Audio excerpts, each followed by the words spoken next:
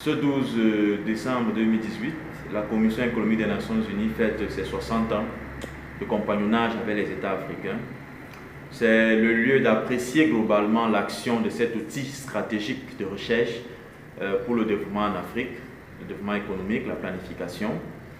Et c'est également le lieu pour moi d'encourager les chercheurs, les universitaires, les chefs d'entreprise à utiliser davantage les documents de cette institution en Afrique, une institution onusienne.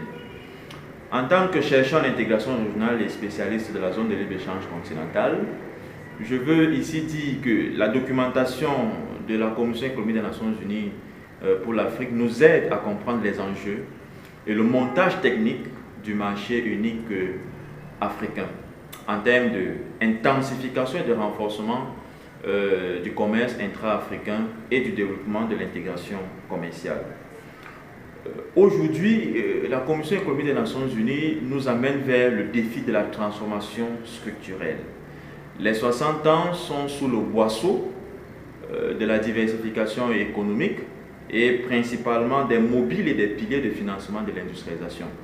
Industrialisation pour une rentabilisation optimale de la zone de libre-échange continentale.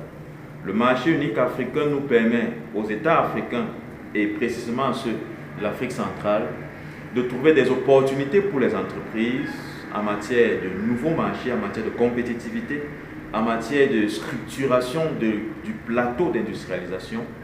Et c'est donc un intérêt partagé. Elle nous aide aussi, cette Commission économique des Nations Unies pour l'Afrique, à identifier les dangers de la zone de libre-échange continentale en termes d'arraisonnement des ressources douanières, en termes d'arraisonnement même de l'insécurité sur les corridors intra-régionaux, les corridors d'interconnexion, en matière de construction du plateau infrastructurel pour soutenir la zone de libre-échange continentale.